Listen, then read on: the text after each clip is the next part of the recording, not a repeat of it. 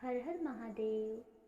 सोमवार के व्रत को लेकर मान्यता है कि इस व्रत को करने से भगवान शिव अपने भक्तों की मुराद जल्दी पूरी करते हैं।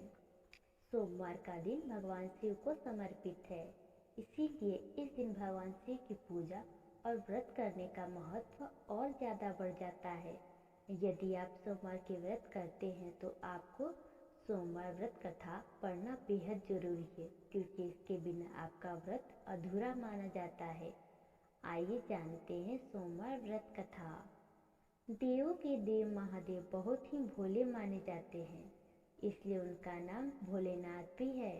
पौराणिक मान्यता अनुसार भगवान शंकर को प्रसन्न करने के लिए किसी भी तरह की खास विशेष पूजन की आवश्यकता नहीं होती, क्योंकि कहा जाता है कि वह तो भोले हैं और भक्त के मन से की गई क्षणिक भक्ति मात्र से ही वह प्रसन्न हो जाते हैं।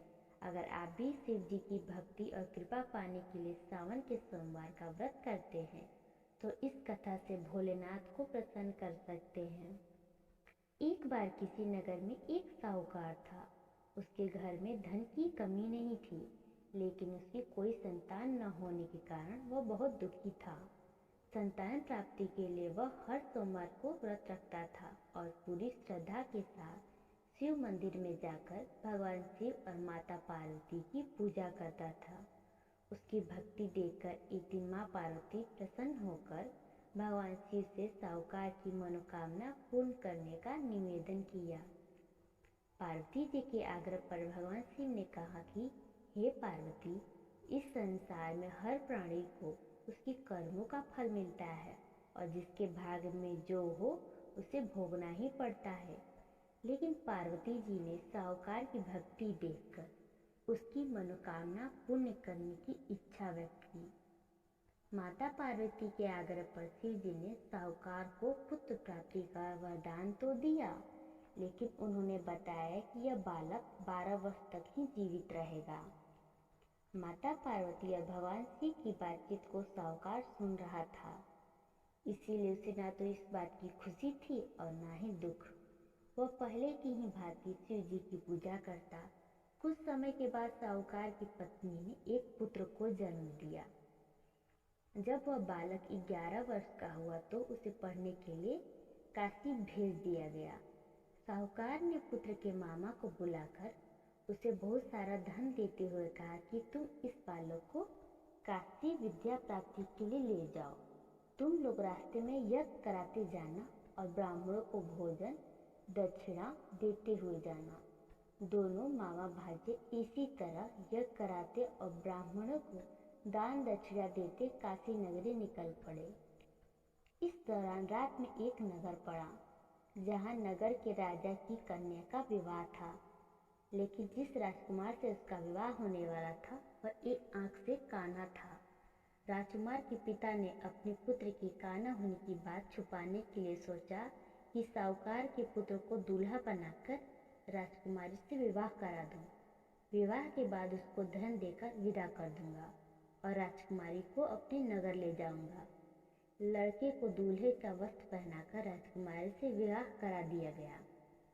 साहूकार का पुत्र ईमानदार था, उसे यह बात सही नहीं लगी, इसलिए उसने अवसर पाकर राजकुमारी के दुपट्टे पर लिखा कि तुम्हारा विवाह तो मेरे साथ हुआ है, लेकिन जिस राजकुमार के संग तुम्हें भेजा जाएगा वह एक आंख से काना है। मैं जब राजकुमारी ने दुपट्टे पर लिखी बातें पढ़ी तो उसने अपने माता पिता को यह बात बताई।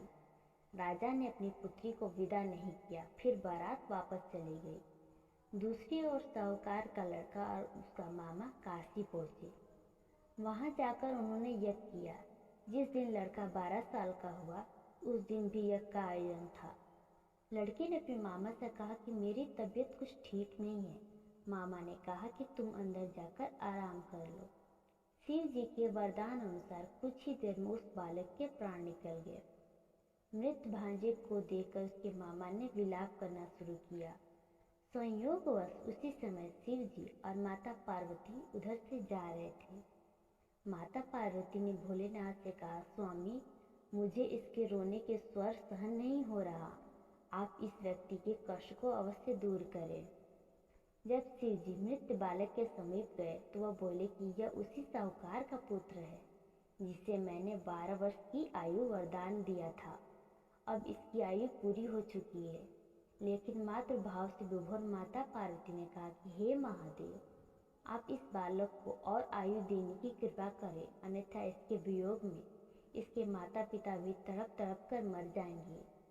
माता पार्वती के पुनः आग्रह पर भगवान शिव ने उस लड़की को जीवित होने का वरदान दिया। शिव जी की कृपा से वह लड़का जीवित हो गया। शिक्षा पूरी करके लड़का मामा के साथ अपने नगर की ओर वापस चल दिया। दोनों चलते हुए उसी नगर में पहुंचे जहां उसका विवाह हुआ था। उस नगर में भी उन्होंने यह का आयोजन किया। उस लड़की के ससुर ने उसे पहचान लिया और महल में ले जाकर उसकी खातिरदारी की और अपनी पुत्री को विदा किया। इधर साहूकार और उसकी पत्नी भूखे प्यासे रहकर बेटे की प्रतीक्षा कर रहे थे। उन्होंने कि यदि उन्हें अपने बेटे की मृत्यु का समाचार मिला तो वह भी अपने प्राण त्याग देंगे, परंतु अपने बेटे के जीवित होने का समाचार पाकर वह बेहद प्रसन्न हुए। उसी रात भगवान शिव ने साहूकार के स्वप्न में आकर कहा, मैं तुम्हारे सोमवार के व्रत करने और व्रत कथा सुनने से प्रसन्न होकर तुम्हारे पुत्र को लंबी आयु प्रदान की है। इसी प्रकार जो कोई सोमवार व्रत करता है या कथा सुनता और पढ़ता है, उसके सभी दुख दूर होते हैं और सभी मनोकामनाएं पूर्ण होती हैं। हर हर महादेव। जय शिव।